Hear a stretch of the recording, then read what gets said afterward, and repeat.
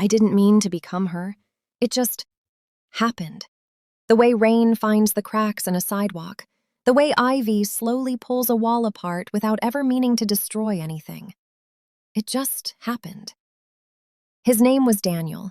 We were together for 4 years, which in your 20s feels like forever, like you've already lived an entire life inside someone else's orbit. When he ended it, we were sitting on my couch. The one I bought because he said my old one was uncomfortable. The one with the beige cushions he never liked anyway. He wasn't cruel. That's the thing I want you to understand. There was no screaming, no slammed doors, no dramatic reveal of infidelity. Just the quiet exhaustion of someone who'd already left months ago and was finally telling my body what his heart already knew. I asked him why. Stupid question. You never really want the answer. He looked at the window, then back at me. Not unkindly, like he was genuinely trying to help. You'd be perfect, he said, if you were more like her. Her. Her name was Maya, his coworker. I'd met her once at a holiday party, dark hair pulled back, easy laugh, the kind of woman who wears simple clothes like she doesn't need them to be beautiful. She'd brought homemade tamales and told a story about her grandmother that made everyone stop talking to listen. I'd spent that whole night refilling the cheese platter and wondering why my laugh sounded too loud in my own ears. You'd be perfect if you were more like her. He didn't mean it as a weapon. That's the horrible part. He meant it as a compliment, a roadmap, a gentle suggestion for improvement, like telling someone they'd look better with bangs. He left. I sat on the beige couch, and that sentence sat down next to me. The first thing I changed was my hair. I'd always worn it long, past my shoulders, the same way since college. Comfortable, safe. The stylist asked what I wanted, and I pulled up a photo on my phone. Maya at a work retreat, hair cut in a sharp bob grazing her jawline. This, I said. The stylist smiled. Big change. New chapter? Something like that.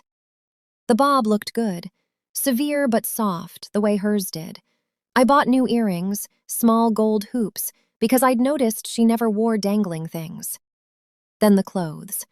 I cleared out my closet, donated everything soft, everything oversized, everything that felt like me. Replaced it with simple things, good fabric, neutral colors, the kind of wardrobe that doesn't try too hard because it doesn't have to. New hobby, too. She ran marathons. I'd never run a mile in my life, but I signed up for a 5K. Started going to the gym at 6 a.m., the way her Instagram stories showed her doing. Friends started noticing. You seem different, my best friend Chloe said over coffee. She tilted her head, studying me like I was a painting she couldn't quite place. I stirred my oat milk latte. I'd switched to oat milk because Maya posted about lactose intolerance. I'm just evolving. Chloe nodded slowly. Okay, you seem quieter or something. Your laugh is different. I hadn't noticed, but she was right. Somewhere in the past few weeks, my laugh had dropped half an octave, softened at the edges. Less of a cackle, more of a warm exhale. Evolution. That's what I told myself. It started small, the way these things always do. I followed her Instagram, just to see, I told myself, just to understand. But understanding required watching, and watching required looking closer. I noticed the way she wrote captions, short, poetic, like leaving a half-finished thought on a napkin. I started writing like that too, deleting my old posts because they were too wordy, too much. I ordered her perfume. The notes were fig and black currant and something woody I couldn't name. I sprayed it on my wrists every morning, breathing in until I couldn't smell myself anymore. I watched her stories obsessively. The way she held her coffee cup with both hands, the way she said like as a pause, soft and unhurried. The way she tilted her head when she listened. I practiced, in the mirror, in the car, while walking to work, tilting my head at the exact angle, slowing my speech, holding my mug with both palms. I wanted to see what he saw.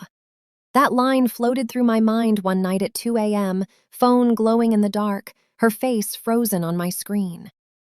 I wasn't jealous anymore. I wasn't even sad. I was curious.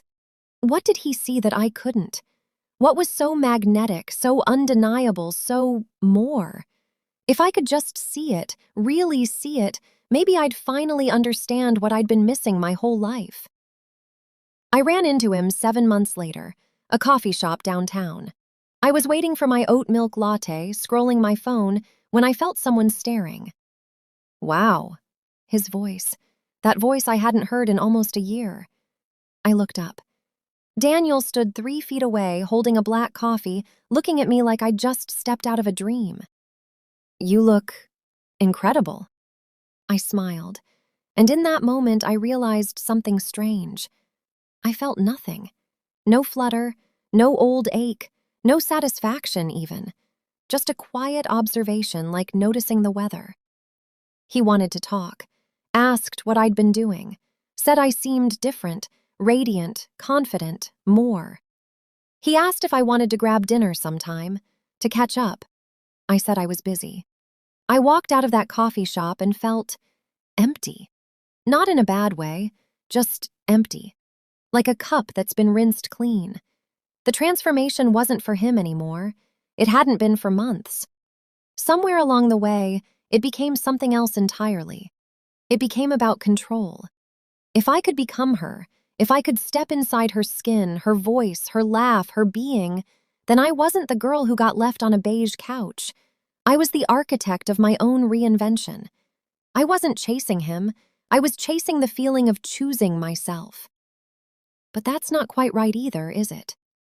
The realization didn't come all at once. It came in pieces. A voicemail from my mom. Honey, call me back. You sound tired or different. I can't explain it.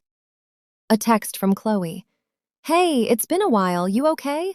Feel like I don't know who I'm talking to anymore. An old photo that surfaced in my Facebook memories. Me, 3 years ago. Grinning at a camera, wearing a stupid bright pink sweater, my real hair a mess, my real laugh probably echoing somewhere off camera. I stared at that photo for a long time. I didn't recognize her. That girl in the pink sweater, I couldn't remember how she talked, how she moved through a room, what she thought about when she couldn't sleep. She felt like a stranger, a roommate I'd had once, whose name I'd forgotten. I scrolled through my camera roll, recent photos, a woman with a sharp bob and simple earrings and a practiced smile that never reached her eyes. Was that me? Or was I still in here somewhere, buried so deep I'd forgotten the way out? I opened Instagram, went to Maya's page, scrolled through her photos the way I did every night, the way I'd done for months, the way a person checks a pulse they're not sure is still beating. Sometimes I scroll through her page to remember who I'm supposed to be. The thought arrived quietly, settled into my chest like a cat choosing a lap. I didn't flinch, didn't gasp, just kept scrolling. It took me another 3 weeks to notice. I was looking for a specific photo, one of her in a blue dress, the one I'd used as inspiration for a work event outfit. I wanted to check the caption again, the way she'd written it, the rhythm of the words. I scrolled down and down and down. The photo wasn't there. I checked her page again, refreshed, checked again. Her last post was from 2 months ago. I went to her profile, hit follow. It didn't work. I tried again. Nothing. She'd blocked me. Weeks ago, probably. Maybe months. I'd been so deep inside her archived posts, so focused on the old photos, that I hadn't even noticed she'd stopped existing in real time. I'd been copying a ghost, studying a woman who'd already closed the door. I sat in the dark, phone in my hand, her frozen face staring up at me from a photo taken last year. A photo I'd seen 100 times, a photo I'd built a life around. I don't know how long I sat there, but eventually I thought about Daniel, about that night on the couch, about that sentence he dropped like a seed he never knew would grow. You'd be perfect if you were more like her. He probably forgot he said it. Men say things like that and move on. They don't understand that some sentences don't end when the conversation does. Some sentences keep living inside you, breathing, growing roots. I don't know if he wanted her. I don't know if she was ever really what he wanted at all. But I know this. Somewhere between that night and this one, I erased myself. Not all at once, not dramatically. Just the way rain finds the cracks in a sidewalk, the way ivy slowly pulls a wall apart without ever meaning to destroy anything. I don't know if he wanted her. I don't know if anyone did, but I wanted to be chosen. And in trying to become the version of me someone might choose, I lost the only person who ever could have.